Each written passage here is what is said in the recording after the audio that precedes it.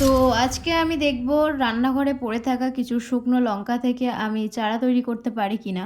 এটা করার জন্য আমি ফার্স্টেই রান্নাঘর থেকে দুটো শুকনো লঙ্কা নিয়ে নিয়েছি। লঙ্কা দুটো মামুনি ফেলেই দিত, বাট আমি দেখব এটা থেকে চারা বার হয় কিনা।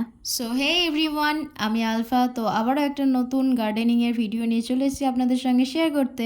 এখানে আমি একটা পড়ে থাকা কন্টেনার নিয়েছি এবং কিছুটা মাটি নিয়ে আসলাম। কদিন ধরে প্রচণ্ড বৃষ্টির জন্য সব মাটি ভিজা, তাই আমি ভিজে মাটি এখানে নিয়েছি। কন্টেনারটা রেখে আমি কিছুটা পরিমাণে মাটি দিলাম। এখানে আমার দুটো মাটির লেয়ার করতে হবে। ফার্স্টে আমি একটা লেয়ার দেব, দেন বীজগুলো দিয়ে আবারও একটা মাটির লেয়ার দেব। তাই আমি এখানে শুকনো যে দুটো লঙ্কা নিয়েছিলাম সেখান থেকে আমি বীজগুলো বার করে নিচ্ছি। আমি ফার্স্ট টাইম এরকম পড়ে থাকা শুকনো লঙ্কা থেকে চারা বার করার চেষ্টা করছি। তো জানি না আমি কতটা কি হবে, তবে কিছুদিন পরে আপনাদের সঙ্গে আমি আবারও এর আপডেট শেয়ার করব। তো লঙ্কা থেকে আমার বীজগুলো বার করা হয়ে গেছে, দেন আমি মাটিতে ফেলে দিচ্ছি।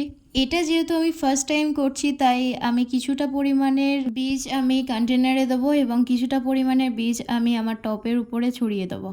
আর এখানে আমি দু রকমের লঙ্কা নিয়েছি, তো আরেকটা লঙ্কাও আমি সেমভাবে বীজ বার করে মাটির উপর দিয়ে দেবো। আমি টবের উপরে যে বীজগুলো ছড়িয়ে দেবো তার উপর আমি মাটির লেয়ার দেবো না। তো এখানে আমি বীজগুলো ছড়িয়ে দেওয়ার পর আমি উপর থেকে মাটি দিয়ে দিলাম এবং লাস্টে আমি কিছুটা পরিমাণে জলও দিয়েছি, একদমই অল্প পরিমাণের। জল দেওয়ার পরে আমি কন্টেনারটাকে সেমি শেডে রাখবো এবং 4-5 দিন পর এর আপডেট আমি আপনাদের সঙ্গে শেয়ার করব।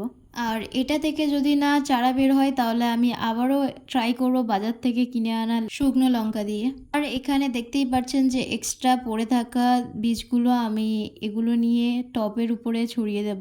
তো দেখা যাক কোথা থেকে চারা বের হয়। তো আজকে ভিডিওটা এই পর্যন্ত, দেখা হচ্ছে নেক্সট কোনো ভিডিওতে। টাটা।